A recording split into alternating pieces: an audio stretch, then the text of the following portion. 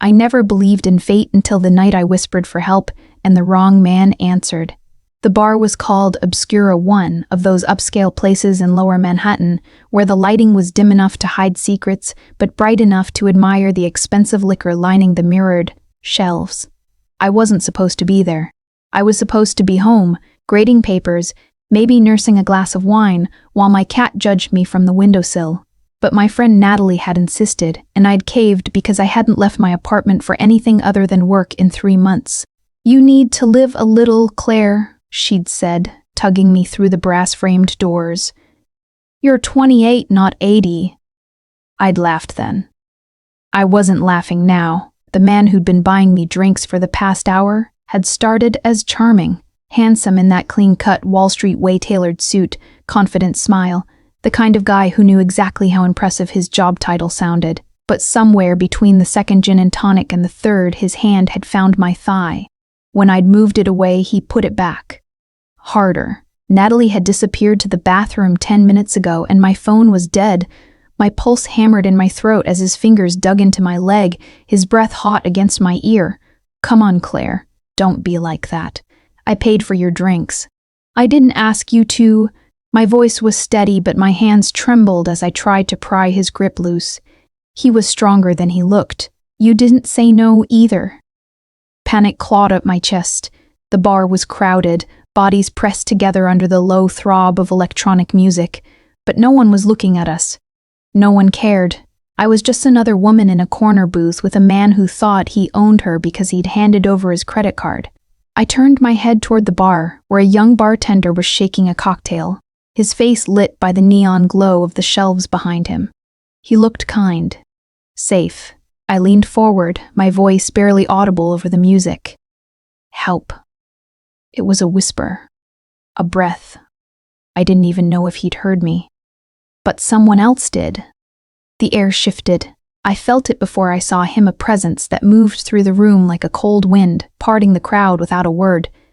The man beside me stiffened, his hand suddenly gone from my thigh. I turned, confused, and my breath caught. He stood there, tall and broad-shouldered, dressed in a black suit that looked like it cost more than my yearly salary.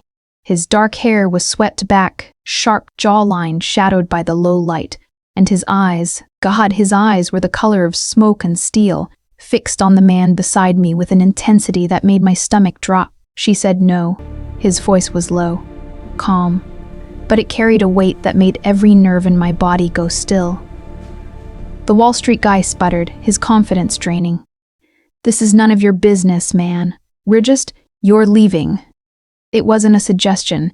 It was a command, spoken with the kind of authority that didn't need to be loud. The man beside me looked like he wanted to argue, but something in the stranger's gaze made him think better of it. He stood abruptly, nearly knocking over his drink, and muttered something I didn't catch before disappearing into the crowd.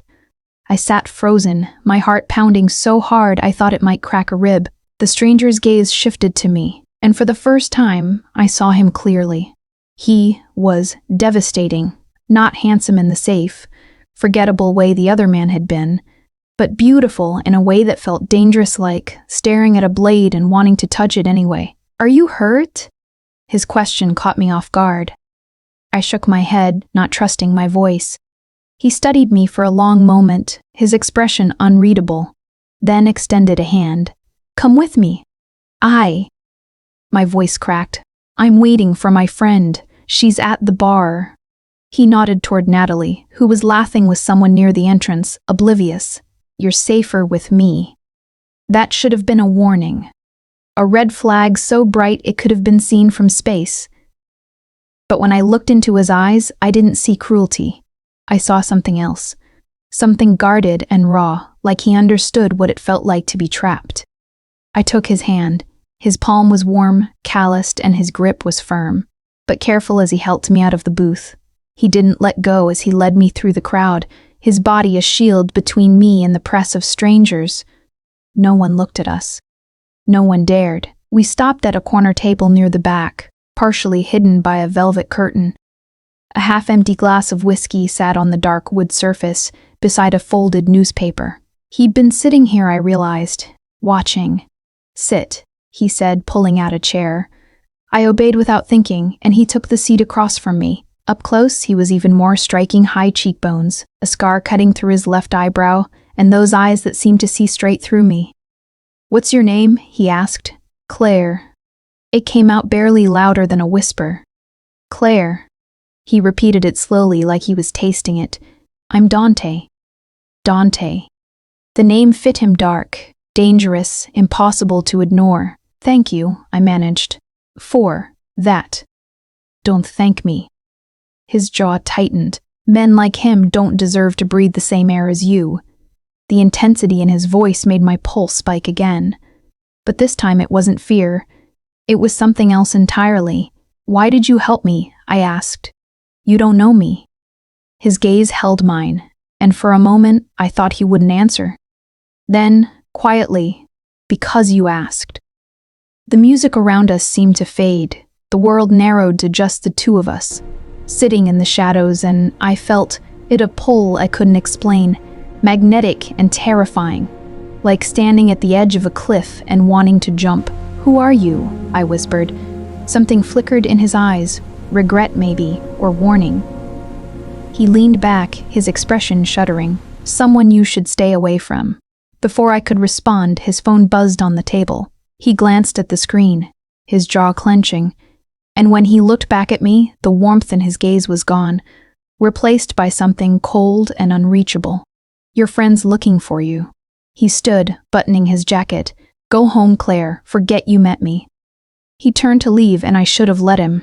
I should have grabbed Natalie and run as far from this bar and him as possible. But I didn't. "Wait." He stopped, his back to me, and when he spoke, his voice was rough. "Don't follow me, Claire. Trust me. You don't want to know where I go." Then he was gone, swallowed by the crowd like smoke. I sat there, trembling, my heart racing, and I knew deep in my bones that nothing in my life would ever be the same. Because Dante was right. I should have stayed away. But I already knew I wouldn't. I couldn't sleep that night. Every time I closed my eyes, I saw him, Dante, standing in the shadows with that unreadable expression, his voice low and commanding as he made a man twice his arrogance disappear with just a look. I kept replaying the moment he'd taken my hand. The way his touch had felt both protective and possessive. Like I'd become something precious the second I'd whispered for help. "Someone you should stay away from." The warning echoed in my mind as I lay tangled in my sheets, staring at the ceiling of my tiny Brooklyn apartment. Morning light was starting to creep through the blinds, painting pale stripes across the walls, but I felt no closer to answers than I had hours ago. Who was he? Why had he been sitting alone in that corner watching? And why did it feel like he'd seen straight through me, past the careful walls I'd built around myself? By the time I dragged myself to work Monday morning, I was running on coffee and stubborn determination to forget the entire night. I taught English literature at a small charter school in Brooklyn, safe, predictable, the kind of life where the biggest drama was whether a student actually read The Great Gatsby or just watched the movie. I liked it that way. Quiet, controlled. But the universe had other plans. Did you see the news?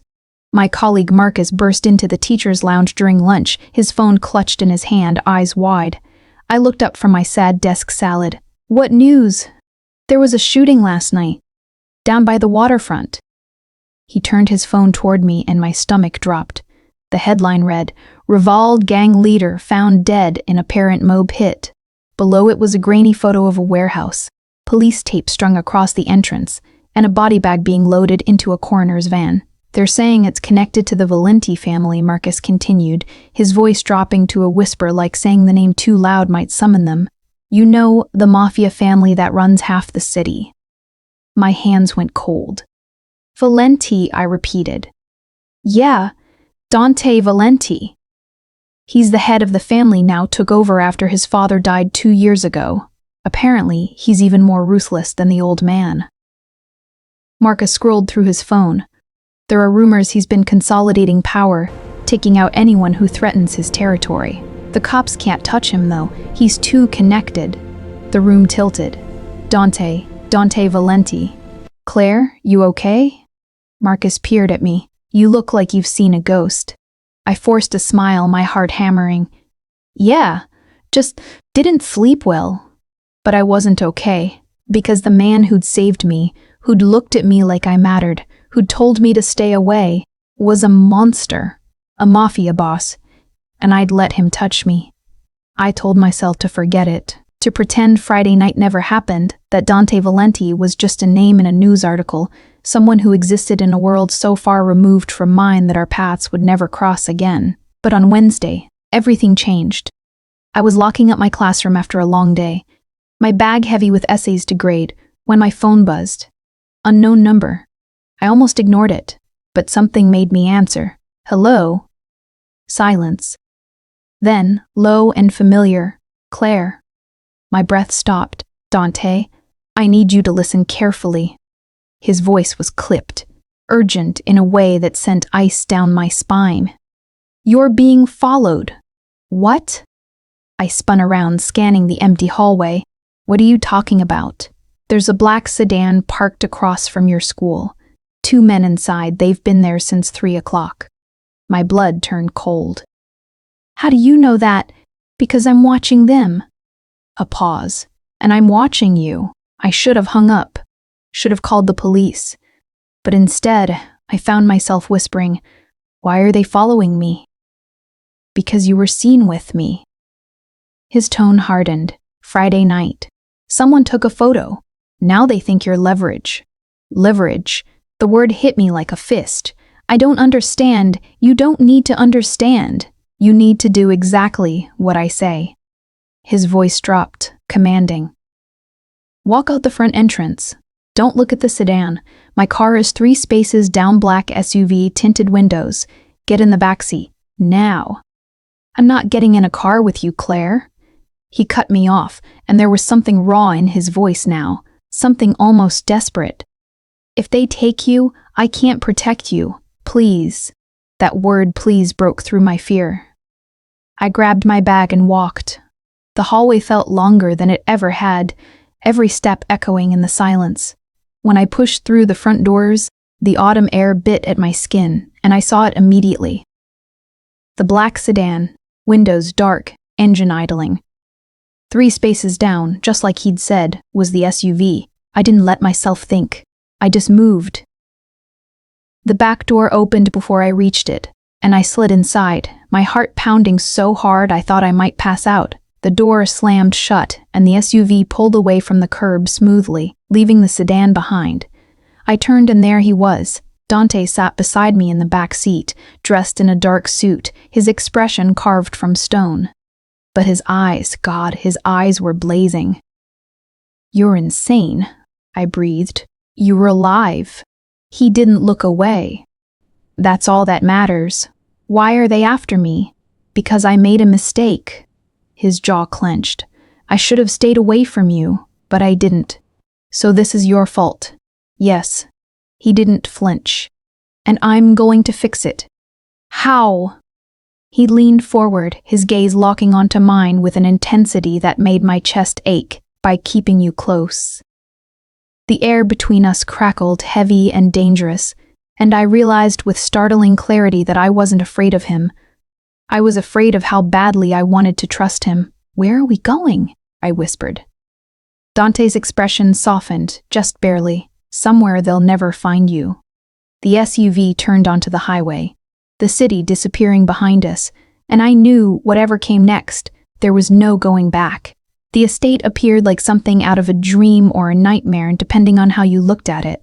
We'd driven for nearly an hour, leaving the city behind, until the road narrowed and trees closed in on either side, their branches forming a canopy that blocked out the fading daylight. When the SUV finally slowed, massive iron gates loomed ahead, flanked by stone pillars and security cameras that tracked our approach. The gates opened without a word from Dante, and we glided through. The driveway stretched impossibly long, lined with manicured hedges and antique lampposts that flickered to life as dusk settled. Then the house came into view and my breath caught. It wasn't a house.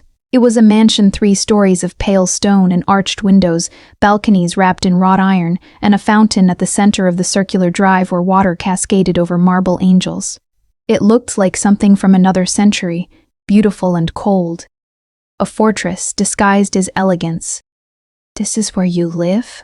I whispered. Dante's gaze didn't leave the window. "This is where you'll stay." The SUV stopped at the entrance, and before I could process what was happening, Dante was out, rounding the vehicle to open my door. He extended his hand, and I hesitated only a moment before taking it. His grip was firm, grounding, and when I stepped out into the cool evening air, I felt the weight of eyes on me. Men in dark suits stood at intervals along the perimeter, their faces impassive, their hands resting near concealed weapons. Guards. Of course there were guards. "Come," Dante said quietly, guiding me up the stone steps. The front doors opened before we reached them, revealing a grand foyer that stole what little breath I had left. A chandelier dripping with crystals hung from the vaulted ceiling, casting fractured light across marble floors, and a sweeping staircase that curved upward like something from a fairy tale. Paintings lined the walls' old masters, I realized with a jolt, and fresh flowers spilled from vases on ornate side tables. It was breathtaking. It was terrifying. Dante. An older man appeared from a side hallway, his silver hair combed back, his suit immaculate. His sharp eyes landed on me, assessing. "This is unexpected. She's under my protection, Matteo." Dante's tone left no room for argument. "Prepare the East Wing guest suite. No one enters without my permission." Matteo's gaze flickered to me again, something unreadable passing through his expression before he nodded. "Of course." He disappeared as silently as he'd arrived, and I turned to Dante, my pulse racing. "I can't stay here. You don't have a choice." He finally looked at me, and the intensity in his eyes made my knees weak. "The men following you work for the Corsini family. They're rivals. Dangerous. If they get to you, they'll use you to get to me. Then let me go home. I won't tell anyone." "They already know where you live, Claire." His voice was hard. "They know where you work, where your friends live. Natalie's apartment building? They have surveillance there too." The floor seemed to tilt beneath me. "Natalie is safe. I have people watching her." He stepped closer, and suddenly the space between us felt impossibly small. "But you're not safe anywhere except here." "Why?" The question burst out of me, raw and desperate. "Why do you even care? You don't know me." For a long moment, he didn't answer. Then, so quietly I almost missed it, "I know enough." Before I could demand an explanation, he turned toward the staircase. "Matteo will show you to your room. Dinner is at 8. I'll have clothes sent up." "Dante?" He stopped, his back to me, and when he spoke, his voice was rougher than before. "Don't try to leave, Claire. The gates are guarded. The grounds are monitored. You'll only hurt yourself trying." Then he was gone, his footsteps echoing down a side corridor, and I was left standing alone in a palace that felt more like a prison. The guest suite was more luxurious than any hotel I'd ever stayed in. A 4-poster bed dominated the room, draped in silk the color of cream, and floor-to-ceiling windows overlooked gardens lit by soft golden lights. There was a sitting area with velvet chairs, a fireplace that crackled to life at the touch of a button, and an ensuite bathroom with a clawfoot tub that could fit 3 people. I should have felt pampered. Instead, I felt trapped. I paced the room as the sky outside darkened, my mind spinning. This was insane. I was a schoolteacher from Brooklyn, not someone who got tangled up with the Mafia. I didn't belong here, in this world of wealth and violence, and men who made people disappear with a single look. But as much as I wanted to run, a darker part of me, one I didn't want to acknowledge, was curious. Who was Dante Valenti really? The ruthless mob boss the news described, or the man who'd saved me without hesitation? A soft knock interrupted my thoughts. The door opened and a young woman entered, carrying a garment bag and a tray of food. "Mr. Ekran, Valenti asked me to bring these, miss." Her voice was polite but cautious, like she wasn't sure what to make of me. She hung the garment bag in the closet and set the tray on the small table by the window. "Dinner will be served in the main dining room at 8, but he thought you might be hungry now." I managed a weak smile. "Thank you." She nodded and left, and I unzipped the garment bag with trembling hands. Inside was a dress simple but elegant, deep emerald green with long sleeves and a hem that would fall just above my knees. It fit perfectly when I tried it on, like he'd somehow known my exact size. That should have unsettled me. Instead, it made my pulse quicken. At 8 o'clock sharp, I made my way downstairs, following the sound of low voices to a dining room that could have seated 30 people. But only one place was set at the far end of a long mahogany table, across from where Dante sat, a glass of red wine in his hand. He stood when I entered, his gaze sweeping over me in a way that made heat crawl up my neck. "You look beautiful." I didn't know what to say to that, so I sat. Dinner was served in silence. At first, roasted chicken, vegetables that tasted like they'd been picked that morning, wine that was probably older than me. I could feel his eyes on me, studying, waiting. Finally, I couldn't take it anymore. "Why am I really here, Dante?" He set down his glass, his expression unreadable. "Because I couldn't let them take you." That's not an answer. His jaw tightened, and for a moment I thought he wouldn't respond. Then, "You remind me of something I thought I'd lost." "What?" His gaze met mine, and the vulnerability in his eyes nearly broke me. Hope. The word hung between us, heavy and aching, and I realized with terrifying clarity that I was in far more danger than I'd thought. Because the man across from me wasn't just a monster. He was human, and that made him so much more dangerous. I didn't sleep that night. How could I, knowing that beyond the silk curtains and luxurious sheets, armed men patrolled the grounds, protecting me from an enemy I'd never met, knowing that somewhere in this sprawling mansion, Dante Valente, man whose name made hardened criminals flinch, was awake too, carrying the weight of a world I didn't understand. I kept replaying dinner. The way he'd looked at me when he said I reminded him of hope. The rawness in his voice, like the admission had cost him something. Who had he been before he became this? Morning came with soft autumn light filtering through the windows, and another knock at my door. The same young woman from yesterday entered with a breakfast tray and a cautious smile. "Mr. Valenti asked if you'd join him in the south garden after you eat, miss." I nodded, too exhausted to argue, and she disappeared like a ghost. The breakfast was perfect fresh fruit, buttery croissants, coffee that tasted like heaven. But I barely touched it. My stomach was in knots, as I dressed in the jeans and sweater that had been laid out for me, clearly purchased overnight in my exact size. The south garden was even more stunning in daylight. Stone pathways wound through beds of late-blooming roses, past a koi pond where orange and white fish drifted lazily, and beneath trellises heavy with ivy. At the center stood Dante, his back to me, staring at something I couldn't see. He wore dark slacks and a white dress shirt, sleeves rolled to his elbows, and even from behind he looked like he carried the weight of empires. "You came." He didn't turn around. Did I have a choice? A ghost of a smile crossed his profile as he glanced back. No. I moved closer, and that's when I saw what he'd been looking at. A marble bench, old and weathered, with something carved into the stone. I knelt to read it. "Per sempre mia luz," forever my light. "My mother's," Dante said quietly. "She used to sit here every morning," said the garden reminded her of Italy, of a life before all this. I looked up at him, surprised by the softness in his voice. "Where is she now?" "Dead." The word was flat, emotionless. Cancer took her when I was 16. My father was too busy building his empire to notice she was fading. My chest tightened. "I'm sorry, don't be."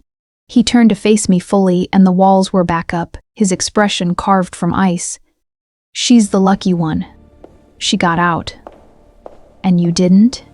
His jaw clenched. "I was born into this, Claire. There's no getting out. Not for me.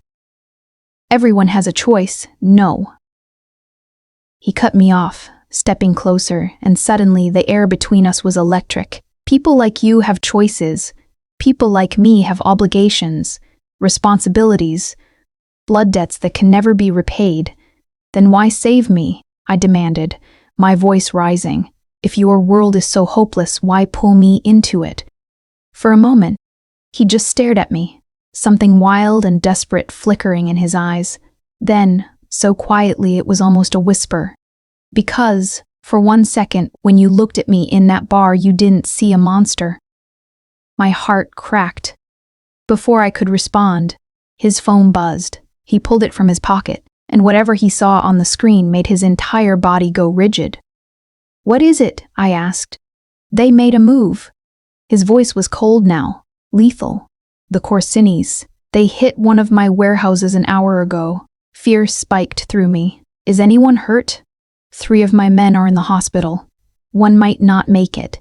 He was already walking, his strides long and purposeful, and I hurried to keep up. "What are you going to do?"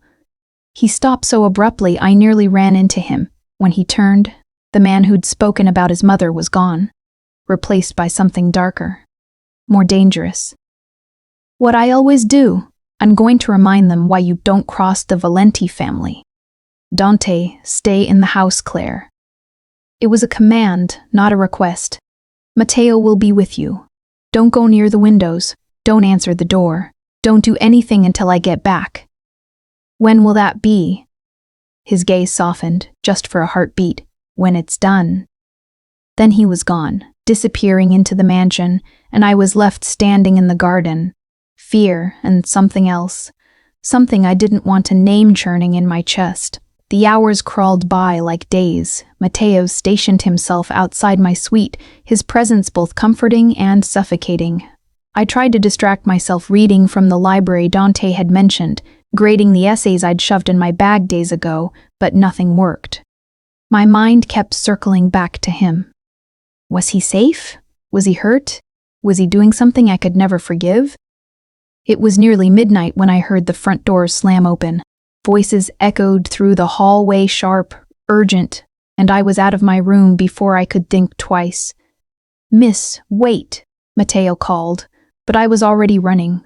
I found them in the foyer. Dante stood in the center, blood splattered across his white shirt, his knuckles raw and bleeding.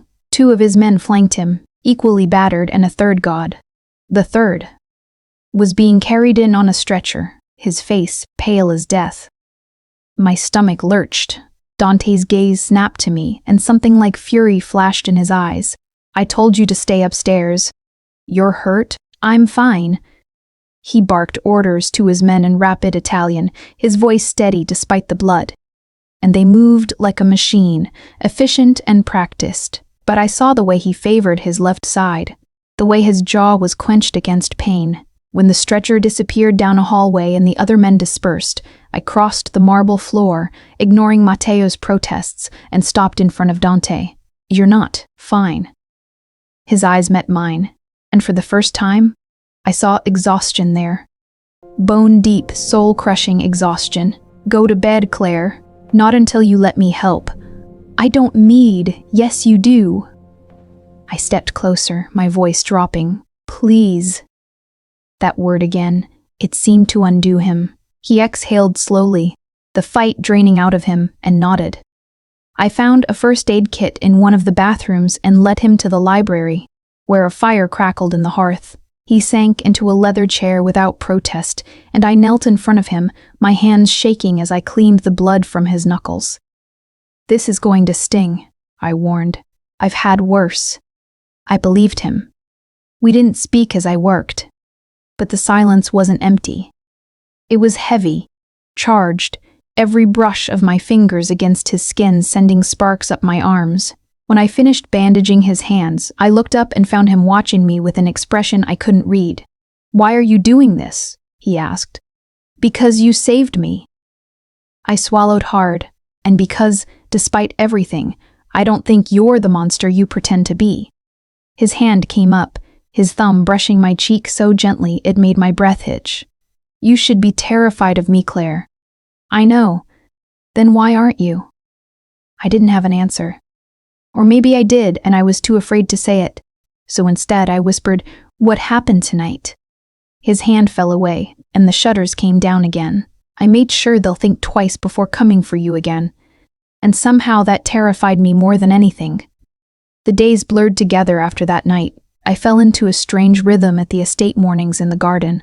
Afternoons in the sprawling library where I discovered Dante had an impressive collection of classic literature, a surprise that unsettled me more than the guns, and evenings that inevitably ended with the two of us in the same room, circling each other like planets caught in an unstable orbit. He was different now. Guarded, yes, but softer around the edges when it was just us. He'd find me reading and sit across from me without a word, working through documents or taking calls in rapid Italian. Sometimes I'd catch him watching me with an expression I couldn't decipher. Hunger and restraint warring in his eyes. It terrified me how much I'd started to crave those moments. A week after the warehouse attack, everything shifted. I was in the library when Dante appeared in the doorway, dressed in a charcoal suit that made him look every inch the dangerous man he was.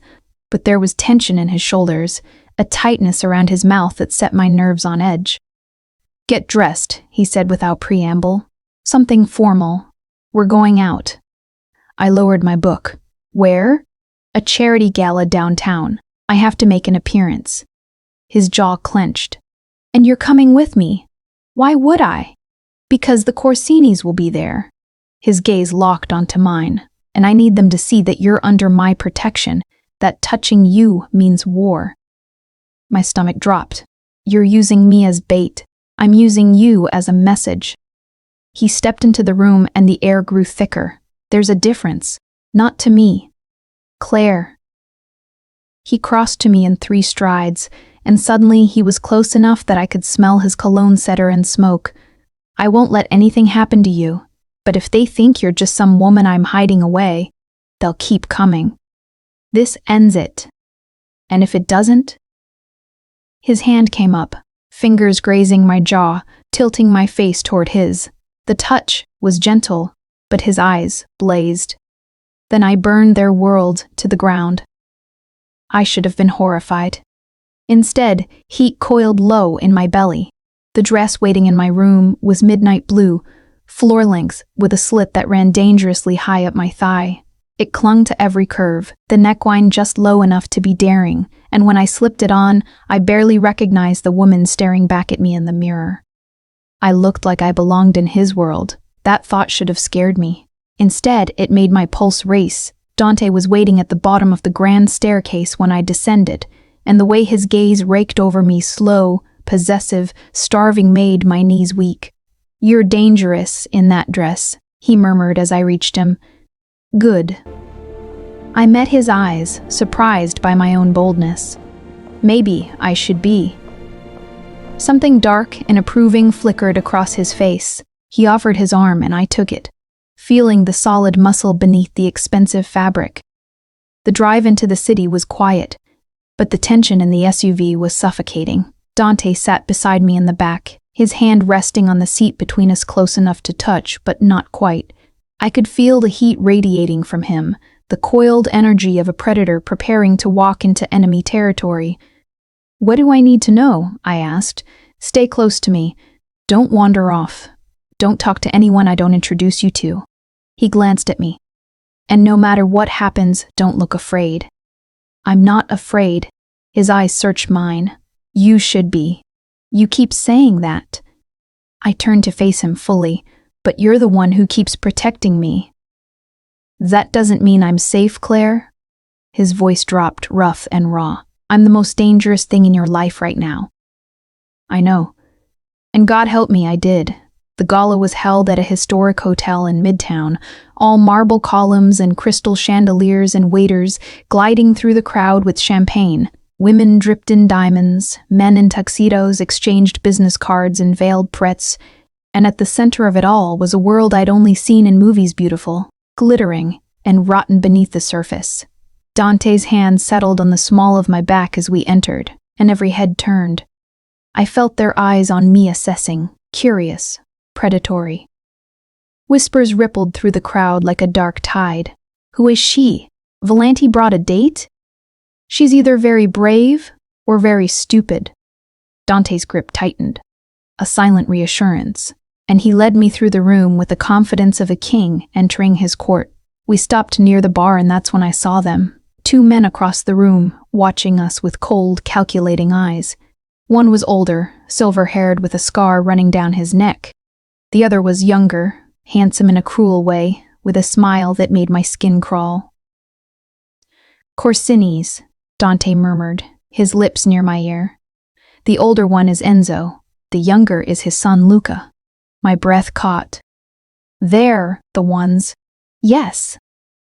His hand slid around my waist, pulling me against his side, and they're about to learn you're untouchable. Before I could respond, Enzo Corsini was walking toward us, Luca trailing behind, and every instinct screamed at me to run. But I stayed. Valenti.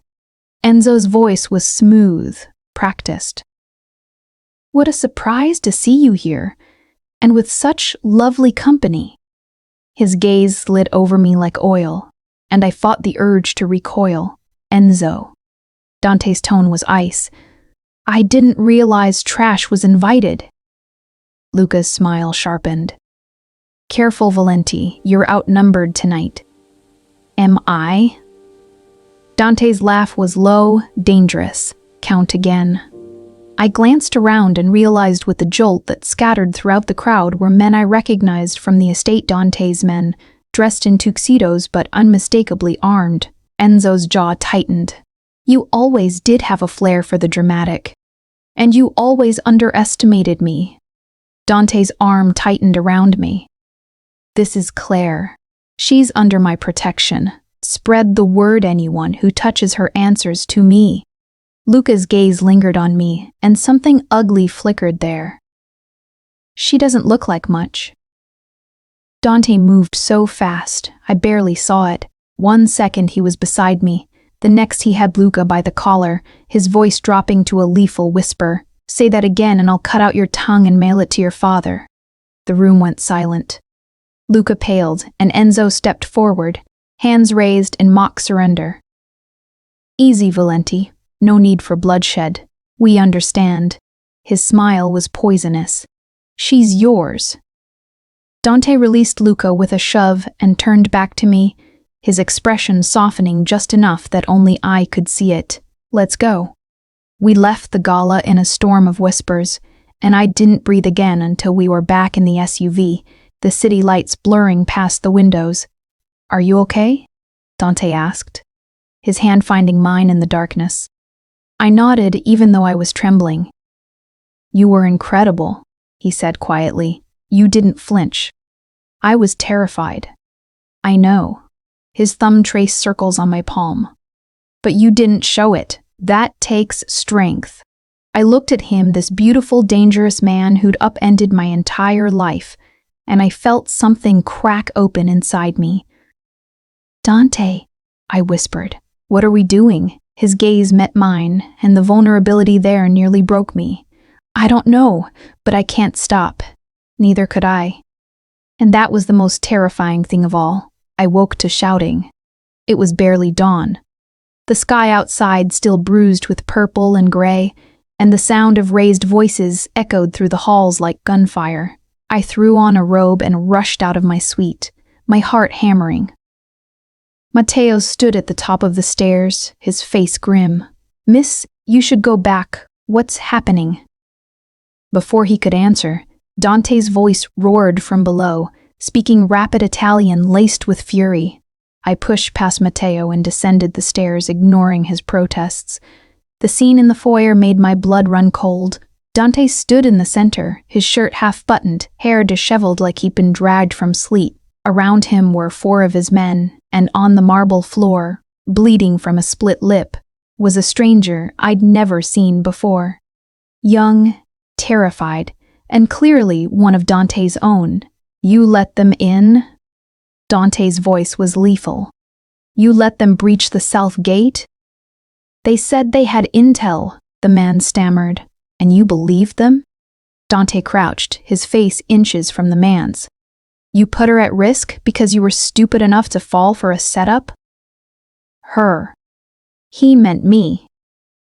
Dante, I said, stepping forward. His head whipped toward me, and the rage in his eyes froze me in place.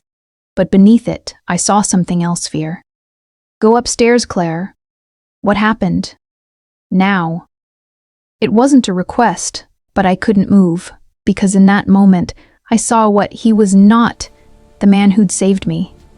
Not the one who'd held my hand in the darkness, but the ruthless crime lord who ruled through fear and violence. He turned back to the man on the floor.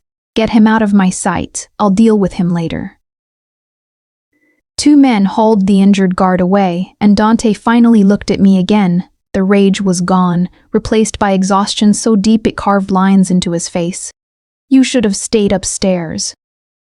What happened? I asked again, quieter this time. He exhaled slowly, running a hand through his hair. The Corsinis tried to infiltrate the estate last night. One of my men let them get close before we caught them. His jaw clenched. They were after you. The floor tilted beneath me. How close did they get? Close enough that if I'd been 5 minutes slower, you'd be gone. His voice cracked on the last word and he turned away, his shoulders rigid. This is my fault. I should have moved you somewhere safer. There is nowhere safer, I whispered. You said that yourself. Then maybe I should have let you go. The words hit like a slap. What? He turned, and the look in his eyes was devastating. Maybe I'm selfish for keeping you here. Maybe you'd be better off if I'd never. Don't. I closed the distance between us, my hands fisting in his shirt. Don't you dare say that. Claire, I don't want to be anywhere else. The confession ripped out of me, raw and honest. I should be terrified and begging to leave, but I'm not, because for the first time in my life I feel alive, he finished, his voice rough. Yes. His hands came up, framing my face, and the way he looked at me like I was the only thing keeping him tethered to humanity made my chest ache. You're going to destroy me, he whispered, then let me. He kissed me. It wasn't gentle. It was desperate, consuming. Years of loneliness and violence and need poured into the way his mouth claimed mine. I kissed him back just as fiercely, my fingers tangling in his hair, and when he lifted me, I wrapped my legs around his waist without thinking. He carried me upstairs, kicking open a door I'd never entered his room. Massive and dark, with floor-to-ceiling windows overlooking the grounds. He set me on the bed, and I pulled him down with me, needing to feel his weight, his heat, the proof that he was real. We broke apart, gasping, and his forehead rested against mine. If we do this, he said, voice ragged, there's no going back. I don't want to go back. His eyes searched mine, and whatever he saw there made him groan. You're going to ruin me, Claire. Good. This time when he kissed me, it was slower, deeper, and I let myself drown in him. I woke hours later, tangled in sheets that smelled like him, sunlight streaming through the windows. Dante was gone, but I could still feel the phantom touch of his hands, the way he'd whispered my name like a prayer. I should have felt ashamed, conflicted. Instead, I felt whole. I dressed and went looking for him, my heart lighter than it had been in weeks. But when I found him in his office, the look on his face stopped me cold. He sat behind a massive desk, staring at a folder open in front of him, his expression carved from stone. Dante? He didn't look up. You should have told me. My stomach dropped. Told you what? Finally, his gaze lifted, and it was ice. Who you really are. He turned the folder toward me, and my world imploded. Inside were photos of me, but from years ago, with a man I'd tried to forget. Articles about a trial. Headlines screaming about fraud and corruption. And at the center of it all, a name I'd buried so deep, I thought it was gone forever. David Brennan, my ex-fiancé. You were engaged to a federal prosecutor, Dante said, his voice devoid of emotion. One who built his career taking down organized crime families, one who's currently leading the task force trying to dismantle mine. I didn't. Were you sent here? Each word was a blade. Was this whole thing a setup? No. I stumbled forward. I left him 2 years ago. I didn't know about the task force, I swear. But you knew what he was. His hands clenched into fists. You knew he hunted people like me. I'm not with him anymore. I haven't spoken to him and that doesn't matter. He stood, and the man who'd held me hours ago was gone. Your connection to him makes you a liability. If the Corsinis find out, If anyone finds out, they'll use it against me, against us. Then we'll deal with it. There is no us, Claire." The words were final, brutal. "There can't be." Tears burned my eyes. "You don't mean that." "Don't I?" He moved around the desk, and when he stopped in front of me, his expression was unreadable. "I can't trust you, and in my world, that's the same as being dead. Dante, please. Matteo will drive you back to the city tomorrow." His voice was flat. "You'll be under surveillance, but you're free to go." "I don't want to go. Too bad." He turned away, dismissing me. "We're done." I stood there, shaking, shattered. And then I did the only thing I could. I ran. I locked myself in the guest suite and cried until there were no tears left. How had everything fallen apart so fast? Hours ago, I'd been in his arms feeling something I'd never felt before: belonging. Now I was being cast out like a mistake, a liability, a lie he couldn't afford. But I hadn't lied. Not about anything that mattered. David Brennan was a ghost from a life I'd escaped. I'd been 25, naive, blinded by his charm and the promise of stability. It took me a year to see the truth, that he cared more about his career than me, that every smile was calculated, every word a move in a game I didn't know we were playing. When I'd found out he was investigating organized crime, using informants and wiretaps and tactics that felt dirty even if they were legal, I'd ended it. I couldn't be with someone whose ambition consumed everything, who saw people as case files instead of human beings. I'd rebuilt my life, become a teacher, found peace in simplicity. And then Dante Valenti had shattered it all. But even now, hurt and angry and terrified, I couldn't regret meeting him, because for the first time I'd felt seen. A knock at the door jolted me from my thoughts. I ignored it, but it came again, more insistent. "Claire." It was Matteo. "I need you to come with me. I'm not going anywhere. It's not a request." His voice was urgent now, almost frightened. "Something's happened. Dante needs you." My heart stopped. I wrenched open the door. "What happened?" Matteo's face was ashen. "There's been an attack. He's hurt." I didn't ask questions. I just ran. They'd taken him to a private clinic on the estate grounds, a building I hadn't known existed, hidden beyond the eastern gardens. Matteo led me through sterile white hallways, reeking of antiseptic, past guards with grim expressions, until we reached a room at the end. Dante lay on a hospital bed, his torso wrapped in bandages, an IV in his arm, and a doctor leaning over him with a needle and thread. "Jesus," I breathed. His eyes snapped to me, and even through the pain I saw surprise. "Why is she here?" "You kept asking for her," Matteo said quietly. "When they brought you in, you wouldn't let anyone touch you until, get out." Dante's voice was weak but still commanding. "All of you." The doctor protested, but one look from Dante silenced him. They filed out, leaving us alone, and I crossed to the bed on shaking legs. "What happened?" "Ambush." He winced as he shifted. 3 of Luca Corsini's men caught me at a warehouse inspection. His laugh was bitter. "Stupid, I was distracted." "By what?" His gaze met mine, and the vulnerability there made my chest ache. "You." I sank into the chair beside him. "You're an idiot." "I know. You sent me away." "I had to." "Why?" My voice broke. "Because of David? I'm not him, Dante.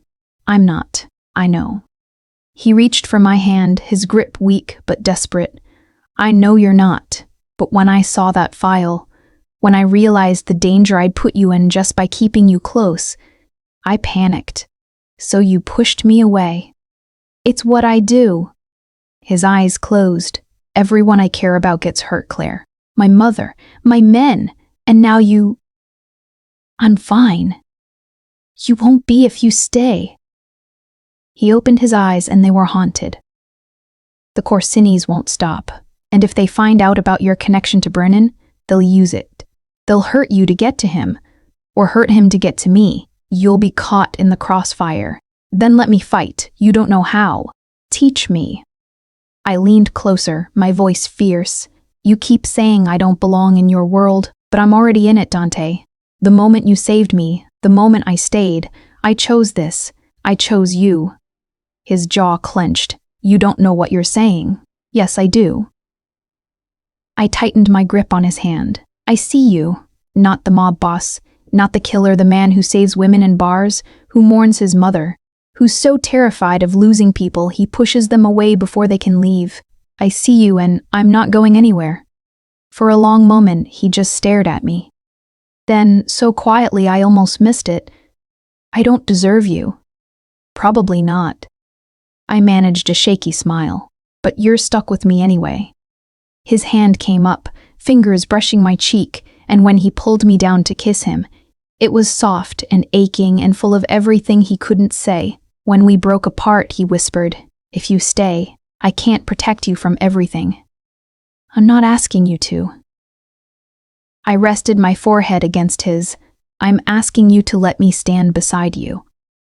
His eyes searched mine, and whatever he found there made him exhale slowly. "Okay." Relief flooded through me, so intense I nearly collapsed. "But," he continued, his voice hardening, "we do this my way. You train. You learn how to protect yourself. And you follow my orders when things get dangerous." "I can do that." "Can you?" His gaze was sharp now, assessing, "because the things I'm going to have to do, the choices I'll have to make, they're not going to be pretty, Claire. And if you stay, you'll see all of it." I thought about the man bleeding on the foyer floor that morning. The cold fury in Dante's eyes at the gala, the bandages wrapped around his torso from an ambush I knew he'd retaliate for with lethal precision. I thought about the blood on his hands, blood that would never wash clean. And I stayed anyway. "I can handle it," I said. His smile was sad, almost pitying. "I hope so." Because the truth was, I didn't know if I could. I didn't know if loving him would save us or destroy us both.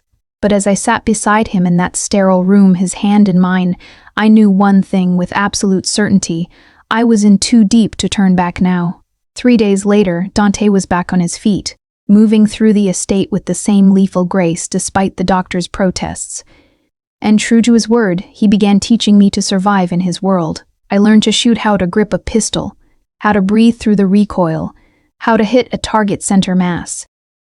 I learned the layout of the estate, every exit, every safe room. I learned the names of his trusted men, the signs of betrayal, the way power shifted in the underworld like tides.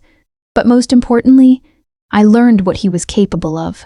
The night Luca Corsini's body was found in the river, I knew Dante was responsible. And I said nothing, because I'd made my choice. Now I had to live with it.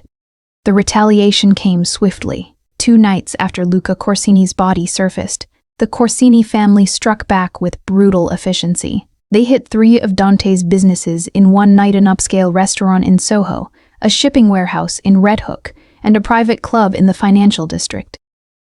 Fires, gunshots, chaos. 6 of Dante's men were injured. 1 was dead. I watched him take the call in his office, his face carved from stone, and when he hung up, the silence was deafening. "They've declared war," he said quietly. "What does that mean?" He looked at me, and the exhaustion in his eyes was soul deep. "It means no one is safe. Not my men. Not my businesses." His jaw clenched. "Not you. Then we fight back. We." His laugh was bitter. "Claire, you've been here 3 weeks. You don't know what war looks like in my world. Then show me." He stared at me for a long moment, and I saw the internal battle, the part of him that wanted to shield me warring with the part that needed me to understand the monster he'd have to become. Finally, he nodded. "Come with me." He took me to a meeting I wasn't supposed to see. It was held in a warehouse on the outskirts of Brooklyn, the kind of place that didn't exist on any map. Inside, a long table was surrounded by men whose names I'd heard whispered in fear under bosses, capos, enforcers. The Valenti family's inner circle. I stood in the shadows as Dante addressed them, his voice cold and absolute. "The Corsinis think we're weak. They think the death of one spoiled prince will break us." His hands braced on the table, and every man in the room leaned forward. They're wrong. We hit them harder. We take their territories, burn their businesses, make them bleed until they beg for mercy. And if they retaliate again? One of the older men asked. Then we escalate. Dante's smile was razor sharp. I want Enzo Corsini to watch everything he's built crumble. I want him to feel what it's like to lose. The men nodded, murmuring agreement, and I felt ice slide down my spine. This was the man I'd chosen. This was the world I'd agreed to stand beside him in. After the meeting, Dante found me outside, leaning against the SUV, trying to steady my breathing. You okay? I nodded, even though I wasn't sure. Regret staying yet? His tone was light, but I heard the genuine question beneath it. No. I looked up at him. But I need you to promise me something. What? Don't lose yourself in this. I stepped closer, my hand finding his. Don't become so consumed by revenge that you forget why you're fighting. His expression softened, and he pulled me against him, his arms wrapping around me like I was the only thing keeping him anchored. You, he murmured into my hair. I'm fighting for you. Then don't make me watch you destroy yourself. He pulled back just enough to look at me, and the vulnerability in his eyes was devastating. I don't know if I can stop it, Claire. This is who I am. No. I cupped his face. This is what you do. It's not who you are. He kissed me, then desperate and aching, and I tasted the fear beneath his control. Because he knew what I was asking was impossible. The war escalated over the next 2 weeks. The Corsinis hit a Valenti safe house. Dante retaliated by cutting off their supply lines. They bombed a warehouse. He took out 3 of their key lieutenants. It was brutal, bloody, and I watched Dante disappear further into the darkness with every passing day. He stopped sleeping, stopped eating, unless I forced him. The light in his eyes dimmed, replaced by something cold and merciless, and I felt him slipping away even as I held him at night. I tried to pull him back, but the war had its claws in him. Until the night, everything changed. I was in the library when Matteo burst in, his face pale. We have a problem. My stomach dropped. What happened? Brennan, your ex. He thrust a tablet toward me, and my blood turned to ice. On the screen was a news article. Federal task for moves on Valenti organization, indictments expected within days, and below it a photo of David Brennan, looking every inch the hero prosecutor, flanked by FBI agents. They're coming for Dante, Matteo said. And they're using the Corsini war as justification. They're calling it gang violence, public endangerment. Where is he? En route to a meeting with Enzo Corsini? They're trying to negotiate a truce before the feds move in. I was already moving. Take me there. Ms., I don't think... Now, Matteo. Something in my voice made him nod. The meeting was being held at a neutral location, an abandoned factory in Queens, surrounded by both families' soldiers, tension so thick it choked the air. I arrived just as Dante and Enzo faced each other in the center of the empty space, their men flanking them like armies preparing for battle. You've lost, Valenti, Enzo said, his voice echoing. The feds are coming. Your empire is crumbling. Not yet. Dante's voice was ice. And when I go down, I'm taking you with me. You'd rather destroy everything than surrender. Yes. I stepped out of the shadows. No. Both men turned, and the shock on Dante's face would have been comical if the situation weren't so dire. Dante, Claire, please, let me what the hell explain. are you doing here? Explain what? The photographs I are ignored clear. him, walking forward not what you until I think. I stood can fix between this. them. Trust is broken. This ends now, I said, looking at Enzo. You want revenge for your son? Fine, but this war is destroying both families. The feds are circling, and if you don't stop, you'll both end up in prison or dead. Enzo's eyes narrowed. And why should I listen to you? Because I know something you don't. I took a breath, praying I was making the right choice. David Brennan, the prosecutor leading the task force, is my ex-fiancé, and I can talk to him. Dante's hand clamped around my wrist. Claire, don't. I can offer him a deal. I met Enzo's gaze, Cooperation, information, enough to take down the smaller players while keeping both families intact. But only if you stop this war. The silence was deafening. Enzo studied me for a long moment. Then, slowly, he smiled. You'd betray your lover for peace? I'd save him from himself. Dante's grip tightened, and when I looked at him, I saw betrayal and fury and something that looked like heartbreak. You have no idea what you just did, he whispered. Yes, I said quietly. I do. And I walked away, praying he'd forgive me. Praying we both survive what came next. The meeting with David Brennan was held in a coffee shop in neutral territory, Midtown Manhattan, surrounded by oblivious tourists and business people who had no idea that two worlds were colliding over lattes and pastries. I arrived first, my hands shaking as I gripped my cup. I hadn't seen David in 2 years, and the thought of facing him again made bile rise in my throat.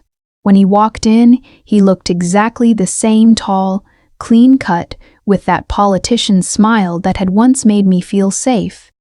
Now it just made me feel cold. Claire. He slid into the seat across from me, his eyes scanning my face. You look different. I am different. I heard you've been keeping interesting company. His smile sharpened. Dante Valenti. Really? I thought you had better taste. I didn't come here to discuss my personal life. No, you came to make a deal. He leaned back, studying me. You want me to ease off the Valenti investigation in exchange for information. Am I right? I shouldn't have been surprised he'd figured it out. David had always been 3 steps ahead. Yes. And what makes you think I'd agree to that? Because you care more about your conviction rate than justice. I met his gaze steadily. You always have, and if I give you enough smaller players, enough evidence to make headlines, you'll call it a win and move on. His jaw tightened. You think you know me. I do know you. I leaned forward. I know you'll do whatever it takes to advance your career. So take the deal, David. Get your headlines, your promotions. On the screen, Counselor. Just leave Dante alone. What am I looking at here, Dante? For a long moment, he just Confession. stared at me. The leverage Then, shifts now. you're in love with him. It wasn't a question. That's not relevant. It is, actually. His expression hardened. Because it means you're compromised. And it makes me wonder, did Valenti send you here? Is this whole thing a setup? He doesn't even know I'm here. That was only half a lie. Dante knew I was meeting David. He'd been furious when I told him, had tried to stop me, but he didn't know what I was offering. David studied me for another moment, then pulled out a folder. I'll consider your offer, but I need something first. He slid the folder across the table. Proof that you're serious. Names, locations, financial records. Give me enough to take down at least 5 key players in the Corsini organization and I'll ease off Valenti. I stared at the folder, my heart pounding. This was it. The line I couldn't uncross. If I did this, I'd be betraying the underworld code, becoming an informant, painting a target on my back. But if I didn't, Dante would go to prison. Or die. I opened the folder. I'll give you what you need, I said quietly. But when this is over, you leave us alone. Completely. Deal. I left the coffee shop feeling like I'd sold my soul. Dante was waiting for me when I got back to the estate. He stood in the foyer, arms crossed, his expression thunderous. Did you do it? I didn't pretend not to understand. Yes.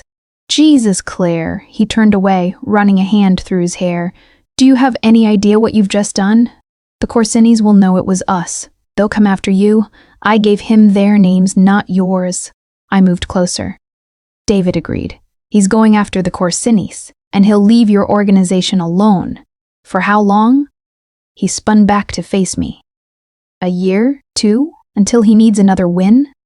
His voice cracked. You've made yourself a target, Claire. For me, I know. And you did it anyway? Yes. He stared at me, and I saw the war in his eyes, fury and gratitude and fear all tangled together. Why? He whispered. Because I love you. The words hung between us, raw and undeniable. His expression crumbled. You shouldn't. His voice was hoarse. I'm poison, Claire. I'll destroy you. Then destroy me. I closed the distance between us, my hands framing his face. But don't push me away. Not again. He broke. His mouth crashed onto mine, desperate and consuming, and I kissed him back with everything I had. His hands tangled in my hair, pulling me closer, and when he lifted me, I wrapped my legs around his waist without hesitation. He carried me upstairs to his room, kicking the door shut behind us. And when he laid me on the bed, the way he looked at me like I was salvation and damnation wrapped in one made my heart ache. I love you, he said, his voice breaking. God help me, I love you. Then show me. And he did. He worshipped every inch of my skin, his touch both reverent and possessive, like he was trying to memorize me. When he finally moved inside me, it was slow and deep and achingly tender. And I felt the walls between us shatter completely. We broke apart and came back together over and over, whispered confessions tangling with gasped breaths. And when we finally collapsed in a tangle of limbs and sheets, I knew with absolute certainty this was worth it, all of it. We lay in the darkness, his arm around me, my head on his chest, listening to the steady beat of his heart. What happens now? I asked quietly. David will move on the Corsinus. There'll be arrests, trials, Enzo will probably go to prison. He paused. And we'll have peace. For a while. And after? After, we figure out how to live. His fingers traced lazy patterns on my shoulder. You and me. Maybe we leave the city, start over somewhere new. I lifted my head to look at him. You'd leave all this? For you? His gaze was steady. Yes. Hope bloomed in my chest, fragile and terrifying. What about your family? Your responsibilities? I'll find someone to take over. Matteo, maybe. He brushed a strand of hair from my face. I spent my whole life doing what was expected of me. For once, I want to choose something for myself. And you choose me? I choose you. I kissed him then, soft and slow, and for the first time, I let myself believe that maybe, just maybe, we could have a future. But peace in Dante's world never lasted long. The next morning, everything fell apart. I woke to find the bed empty, voices shouting downstairs. I threw on clothes and ran, my heart in my throat. Dante stood in the foyer, surrounded by his men, all of them armed and tense. What happened? He turned, and the look on his face stopped me cold. Enzo Corsini was found dead this morning, shot in his own home. My stomach dropped. By who? We don't know. But the feds think it was me.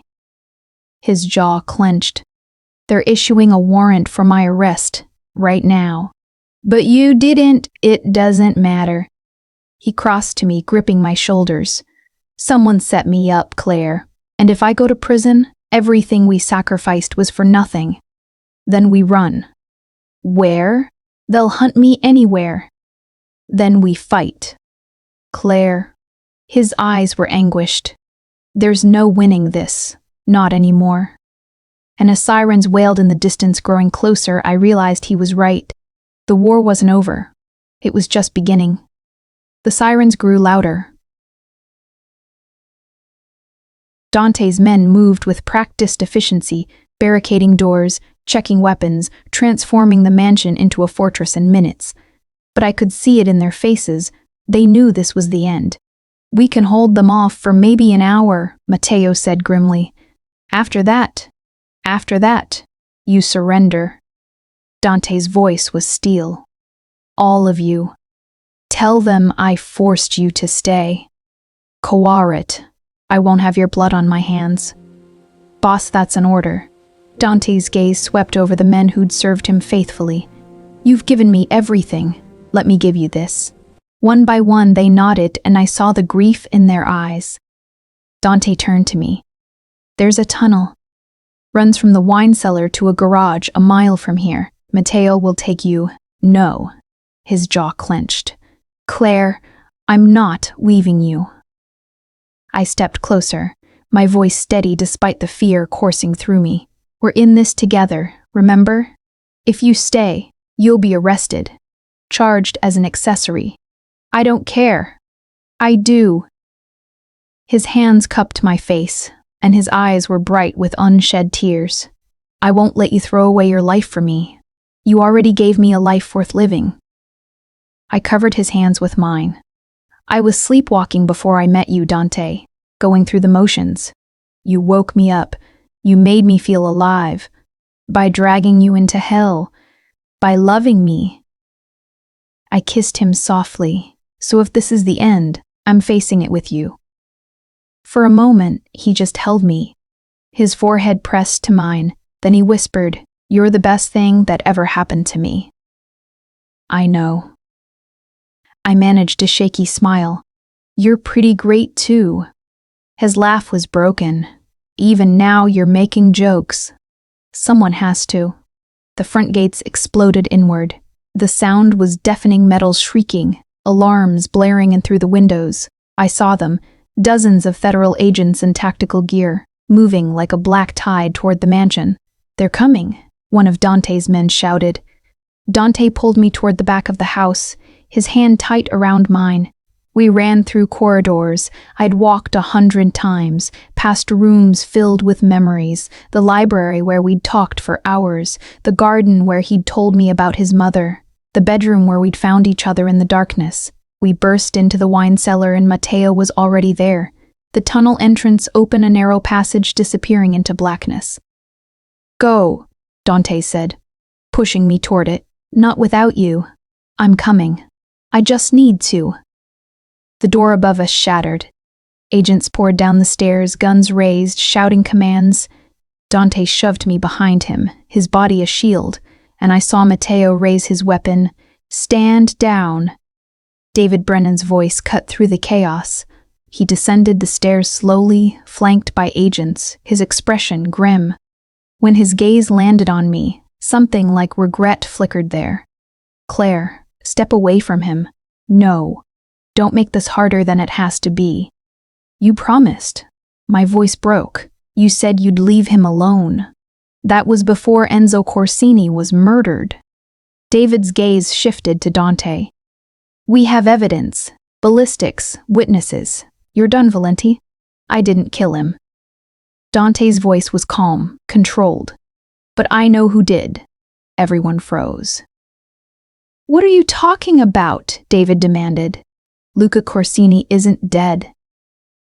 Dante's smile was bitter. I faked it, paid off the coroner, planted a body. He's been in hiding, and when he heard his father was negotiating peace, he decided to take control the only way he knew how, by killing Enzo and framing me. The silence was deafening. You have proof of this? David asked. I have Luca. He's locked in a safe house 20 miles from here. Dante pulled out his phone, scrolling through photos before tossing it to David. Coordinates are in there, along with a full confession he gave me 3 hours ago. David stared at the phone, his expression unreadable. Then he looked at me. You knew about this? No. And that was the truth. I had no idea Dante had been playing this game. David turned back to Dante. Why should I believe you? Because I'm giving you the real killer, a living heir to the Corsini empire who murdered his own father. Dante's gaze was steady. That's a better headline than taking me down, and you know it. I watched David calculate, saw the gears turning. He wanted Dante in prison, but he wanted a guaranteed win more. Finally, he nodded.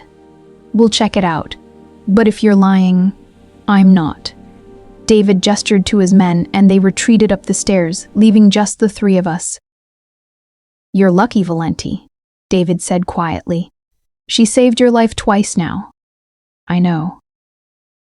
David looked at me one last time. I hope he's worth it, Claire. He is.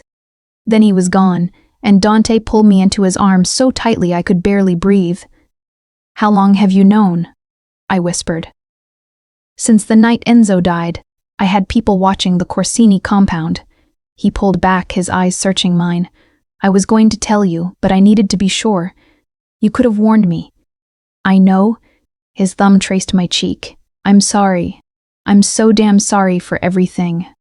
Stop apologizing. I kissed him, soft and lingering. We're alive. That's all that matters. For now. 2 months later. The estate was quiet now.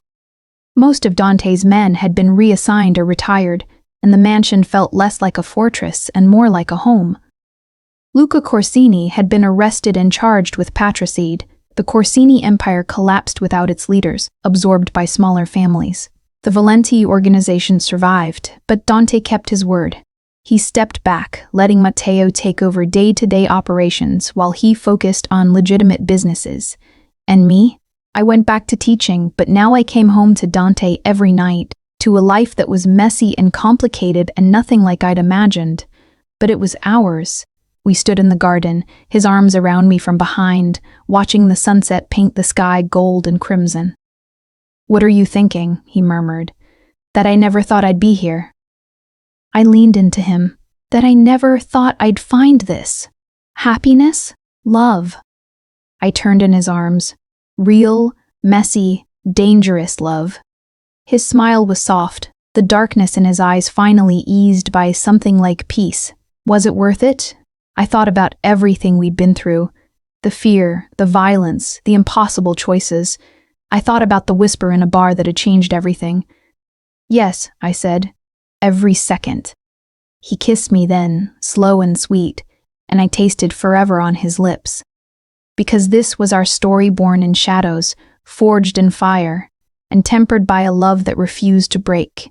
And no matter what came next, we'd face it together. Always.